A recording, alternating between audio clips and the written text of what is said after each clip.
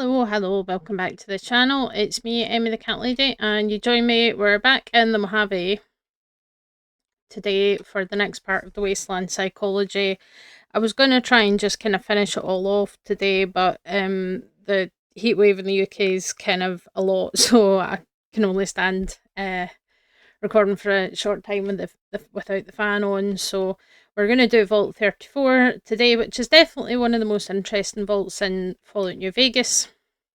It's got a lot of history. There's a lot of stuff happened here, and it serves as quite an interesting example of the breakdown of society when under some kind of pressure or some kind of difficulty. So when we did the Wasteland Survival Guide series, I talked about the hierarchy of needs that was put forward by Abraham Maslow, and this takes the form of a pyramid of 5 levels. The lowest being your most essential, and that's your physiological needs, so oxygen, food, water, shelter, all that stuff. And then the next level up is your safety needs, so feeling secure and protected from danger. Then your social needs, and humans by and large are a social species, so having interaction with other people and, family and friends and romance and all that kind of stuff. And then we get to the kind of higher level stuff, so esteem, self-actualization, self-respect, recognition, status, fulfillment, and personal growth. So everybody that went into a vault expected reasonably so that all of their needs were going to be met by their overlords, Vault-Tec. As we know, this was rarely the case, but Vault 34 had a very interesting set of circumstances put in place just to see what would happen, really. As you can probably tell by the fact that my Geiger counter's going off its duster and there's ghouls everywhere, it didn't go well. It didn't really end well. I've got the projector still running, interestingly.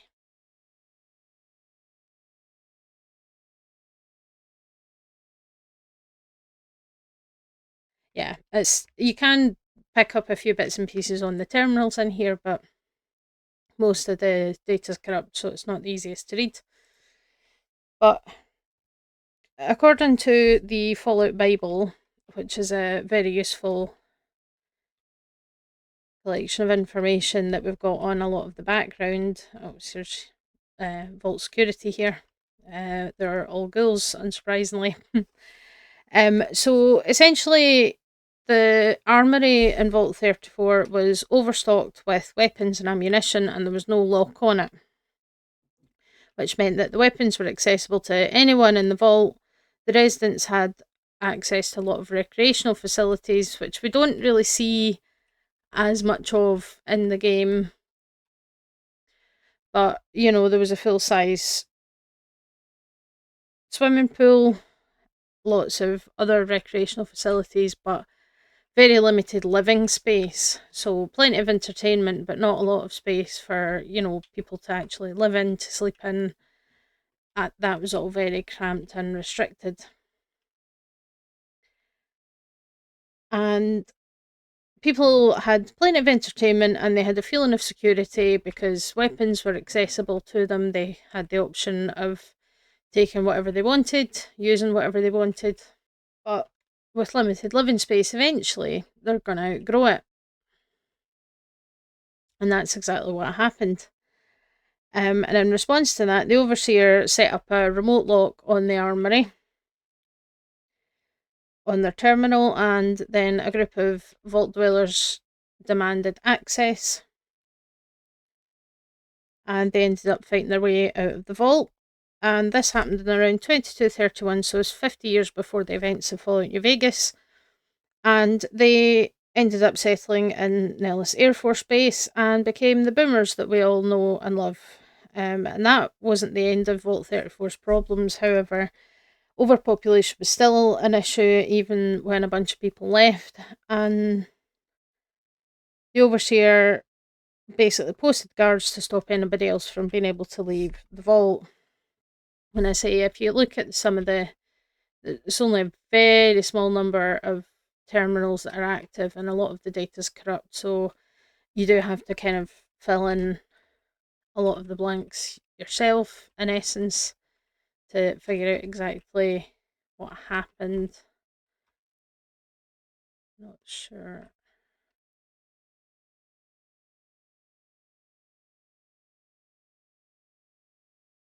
Oh, there's a magazine. Yeah, this is somebody's bedroom.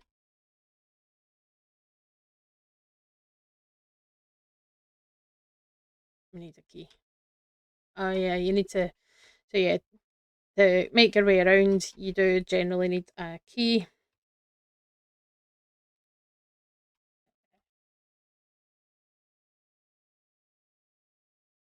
That's what console commands are for. Yeah. So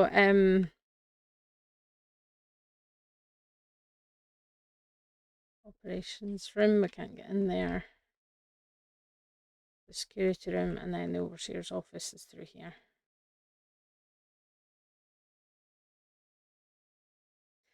There is traps in here and turrets. I forgot about that. And then there's the overseer, who is a glowing one, but we don't really care. I'm just going to unlock this terminal.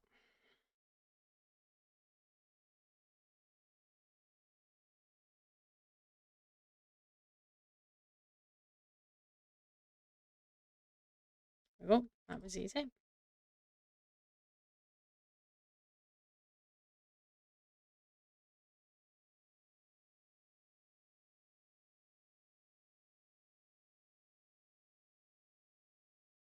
Yeah, so we can kind of piece together, but it's a wee bit difficult to read because it's all a bit muddled up, but necessary for the survival of this vault that we set limits on the growth of our population, sealed the door and posted guards since the riots began, fight like dogs, rebels attacked the armory, unsuccessful.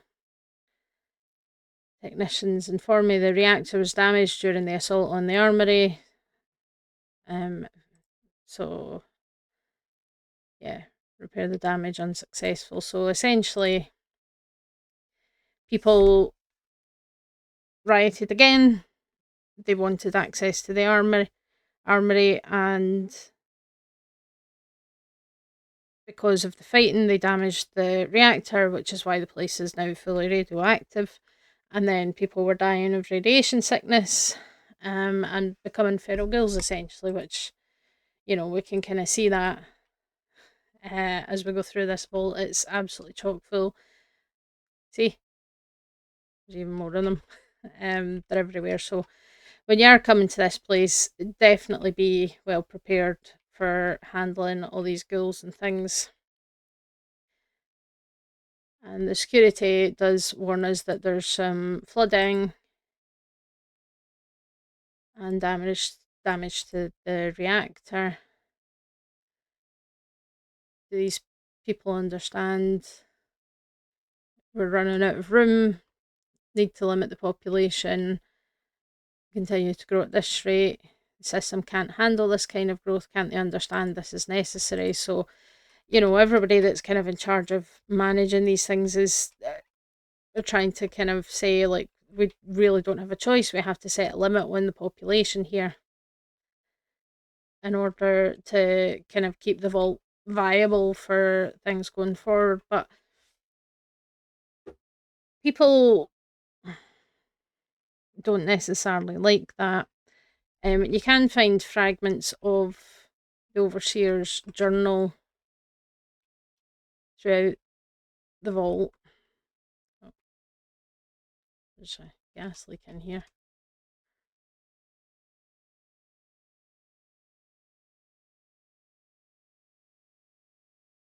You can see the flooding is continuing to be a problem. Excuse you, get out of the way. So fighting settled slightly following the announcement of the damage to the reactor before panic overtook the vault's residents. Technicians struggled to repair the damage to the reactor and the main computer systems. We learned too late that, as part of an automatic safety protocol, the reactor had been reconfigured to use alternative pipelines for its cooling systems. Unfortunately, with the damage to the mainframe, the system was unable to detect the structural damage to the vault.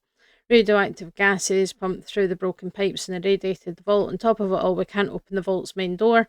All systems appear to be on autopilot and manual override functions have been disabled. We'll just have to hope we can survive long enough for the door to open automatically. So that kind of gives us a bit of a indication of exactly what went wrong here, that, they damaged the reactor, and that essentially stopped them from being able to get out of the vault, which is obviously a bit of a problem.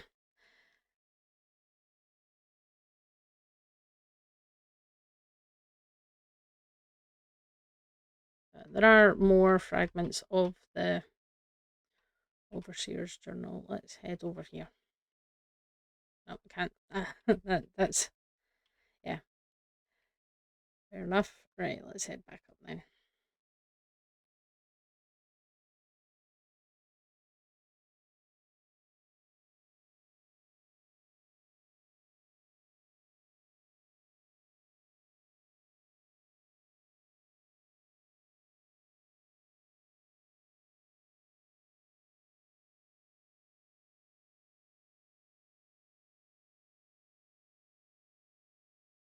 Got more ghoul friends in here. And a broken auto dock. So I think this is the one to fix the one that Caesar has. You can get it from there, which is interesting. And yeah, part of the vault is flooded, so it's a good idea to bring the rebreather if you can when you come here. There's another fragment of the Overseer's Journal. So they do just look like the burnt books. So yeah, locked the armory door and they got angry about it. And after everything kind of fell apart in this vault, a group of survivors managed to basically get into and lock down part of the vault to avoid the worst of the radiation, because the main door was sealed and they couldn't open it from inside the vault. Those that were left, as we saw, succumbed to the radiation and they either died or they ended up becoming ghouls, which is, the state of play when the courier arrives. And there's a number of things that could send you to this vault, number of different quests. So if you're doing the one for the sharecropper farms, where you have to investigate the water quality issue and you find out that the water's coming from here and it's radiated, the Brotherhood send you here for parts for one of their systems in the bunker, and also, as I said, the autodock for Caesar. But essentially, once you come here and you figure out what's been happening, you have the option of figuring out how to deal with the situation. So you can hear that these people are trapped essentially, and you can vent the radiation to let them out, or you can reroute the water to save the farm. You can't do both, so you do need to make a choice, which is, there's guns and bullets, nice. Which isn't easy, and you can see, we've got a little kind of game room here, there's projectors and everything, so a lot of recreational space, but not much in terms of living space, although it's hard to be sure, because, well, we can't really access the quarters, it's all collapsed. Clearly, this vault fell apart quite some time ago.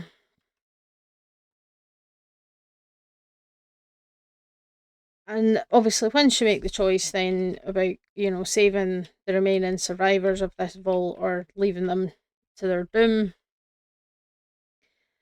and then you kind of figure out the solution there. So the question that we want to sort of discuss today is how exactly this happened and why it happened. So what it really comes down to is that people felt that their needs weren't being met. The vault had all this fitness and recreational space and an excess of weapons, but it didn't have enough living space for a growing population. That would also put pressure on the food and water supplies, but even if that was plentiful, space was becoming an issue because there wasn't room for people to live in a way that was comfortable. And this kind of phenomenon is what's known as the behavioural sink. And I have discussed these kind of experiments before. It's also mentioned in the TV show, including by the fake Mr. House at the investors' meeting. And it was something that was demonstrated by an ethologist, which is someone that studies behaviour, by the name of John B. Calhoun.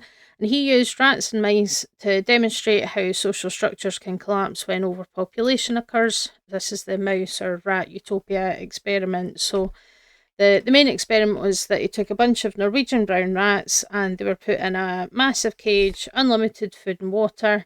They had protection from disease, bad weather, predators. They had everything they could ever need.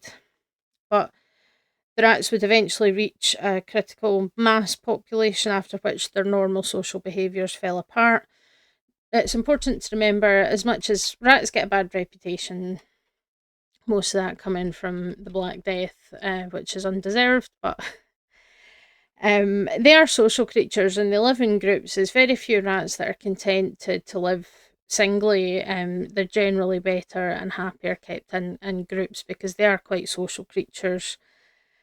But when the population levels got too high, the females wouldn't carry pregnancies to term or they would abandon their litters after birth. The males would demonstrate cannibalism, overactivity, or withdrawal from the group, among other things. And this experiment, while it did kind of show us something, there are some valid criticisms of the experiment because nobody else has ever really managed to fully replicate these results. And part of the reason for that is that maybe the setup wasn't as much of a utopia as you would think it was. And the reason I say that is that, in the largest experiment, you only cleaned out the enclosure every 6 to 8 weeks, and that does risk the spread of disease and parasites among the rats. And I would agree that that's a problem. And as most of you know by now, because I do mention it all the time, I worked as a veterinarian for 15 years, qualified in 2009, had to give up the job because it is quite a physically demanding job because of health problems, which we'd be here for an hour if I get into all the details of that, but I deal with a lot of fatigue and pain and stuff like that, so that's why I had to give up my career. But I wasn't really afraid to treat any animal, small furries, rodents, ferrets. I love ferrets. Reptiles, birds, even the occasional snail. Not even joking. And I do love rats. I have kept rats. I've adopted rats before.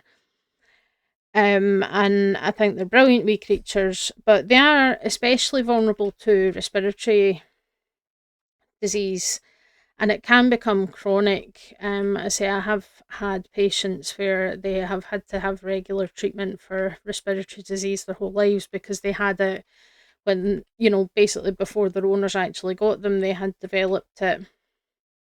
And their airways are basically very, very sensitive to like strong contaminants like ammonia. So guess what happens if urine and feces builds up for a long period of time?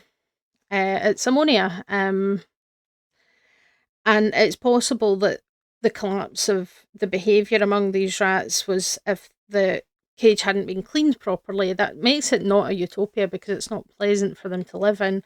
But ammonia can build up and that can then cause irritation of their airways and then infections can set in and it can make these rats very, very sick. But there is still some merit to the idea that there is a population cap after which society can start to fall apart and normal kind of societal behaviours and that kind of thing can start to deteriorate. And you're going to see that, especially, in an enclosed area like a vault. I mean, you're locked in this bunker with however many other people, and you can't leave, you can't do anything, you're stuck with them, and you have to kind of learn to live together. But if there's not enough living space for everybody to be comfortable, because people do want to have things like privacy, they want to have their own space and to be able to escape from people potentially. And if you don't have that, then it's going to create stress, it's going to create conflict between people, and then things are going to become a problem.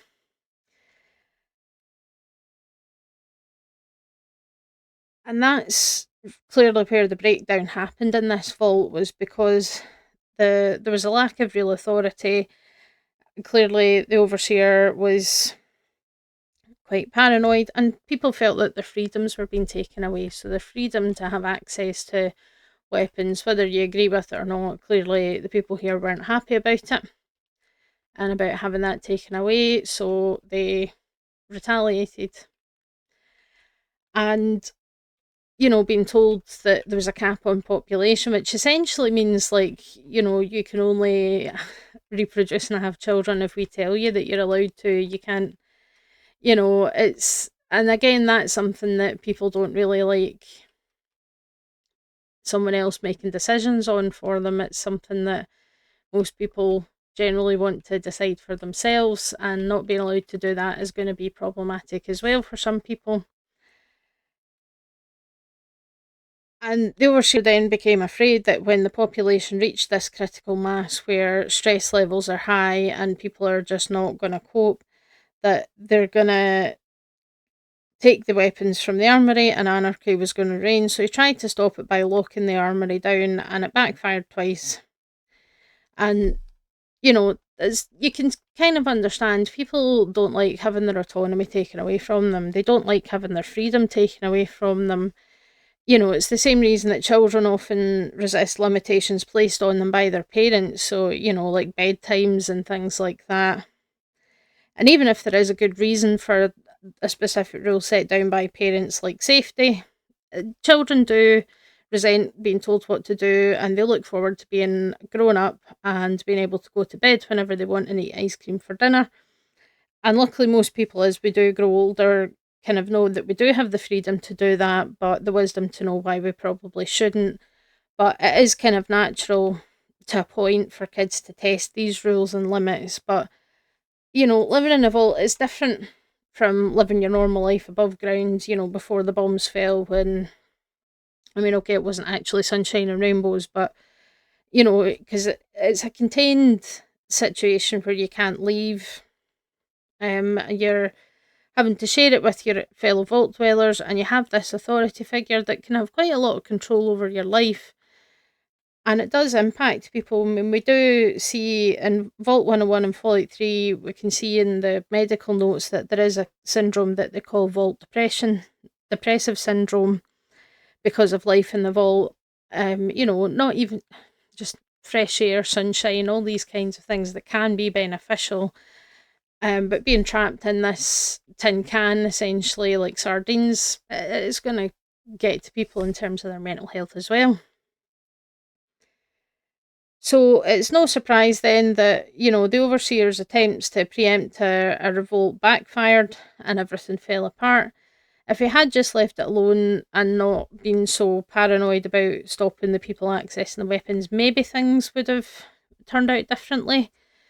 But people resisted the idea of having their right to defend themselves being taken away. They resisted the idea of having their freedom and having these restrictions placed on them against their will. And no matter how pretty the cage is, it's still a cage, and that can lead to friction between people. And that's essentially what caused the breakdown of this vault. And you can see that, there's a lot of damage being done. Everybody's a ghoul or dead. You can see that obviously there's barricades that people have constructed because there was essentially a civil war broke out, presumably between the dwellers and the security, because you've got ghouls wearing the security uniform, and then you've got ghouls that are not wearing the security uniform. And there's very few survivors other than obviously the boomers who escaped, and the handful of people that have managed to lock themselves away. There's another overseer's journal fragment. The survivors that managed to lock themselves away on the other side of the reactor that you can set free, although they have been exposed to radiation, so they might not do so well.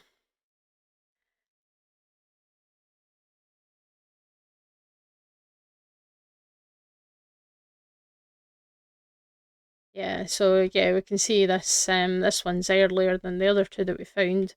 So the population grows unhindered and violence escalated because of access to the firearms. So he's like, yeah, we've got some troublesome people taking weapons and I don't want them to do that. So, he decided that was when it was time to lock the armory, and that didn't really go well for anybody involved.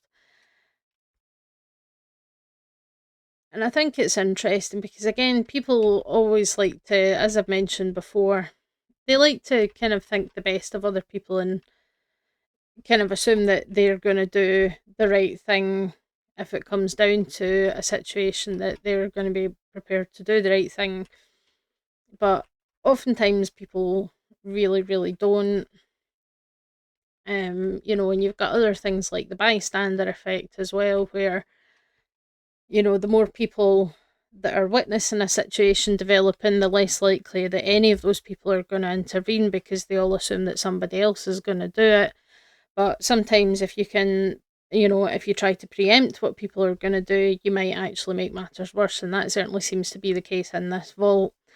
And that behavioural sink, I say the rat utopia experiments were certainly flawed, because, like any kind of good science experiment, you need to sort of either control for all variables or account for all variables. And from what I can see, that wasn't really the case. If these cages weren't cleaned out, you know, certainly when I kept rats in any animal that I recommended, at a bare minimum, the cage should be fully cleaned out once a week, and spot cleans, removing feces, removing really severely soiled bedding, that kind of thing every day, especially for animals that are vulnerable to respiratory disease. But sickness, and it's entirely possible the same thing could have happened in these vaults. I mean, pretty much all the vaults definitely did have doctors and they did have a clinic and things. I would imagine that, people would potentially be screened for any infectious diseases or anything, unless that was part of an experiment.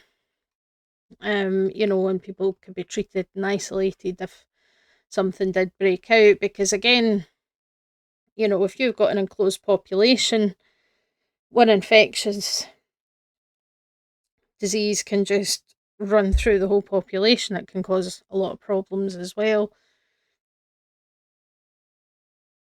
But, so you need to kind of take that into account whenever we're looking at, the way these vaults have, like the society within the vault has broken down and things have all gone to hell, that, looking at all the different factors for it. And obviously, for the Vault 34 dwellers, a big part of it is that, the Overseer tried to control these people too much, and they were put in this situation where they had everything that they could want except for having personal space and proper living space that was adequate for the number of people.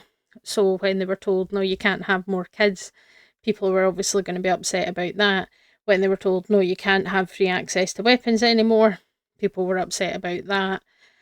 So it's not really any surprise that the whole thing kind of fell apart. And that's exactly what we're looking at here.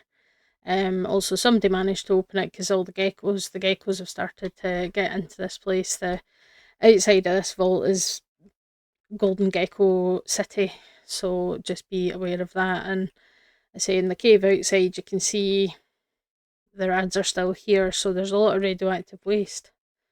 Oh, we've got a dead person here. Yeah, so there's golden geckos, and then there's piles of radioactive waste everywhere through the tunnels. So this vault was never going to end well, I don't think, no matter what happened. But we can kind of see exactly why everything kind of fell apart and it ended up the way it did. Because at the end of the day, people don't necessarily like being told that they can't do something that they want to do. So yeah, that is the psychology of Vault 34. So that's pretty much it for the New Vegas vaults, but there are a couple of other ones that I want to talk about over in Fallout 4. So there's Vault 81, and there's also Vault 95, which is the one for addiction. So that will be potentially a heavy topic for some people, but I think it's important to talk about that kind of thing because obviously it forms part of Kate's personal quest to deal with her chem addiction, and I think it makes for an important topic because it's something that I think is very much misunderstood and mistreated by society in the way it's handled and the way it's talked about, and I think we could definitely do better. So that'll be topics coming up for the rest of this month, and then after that we are going to be switching to some new formats and things. So I'm going to be thinking about what kind of stuff I want to do.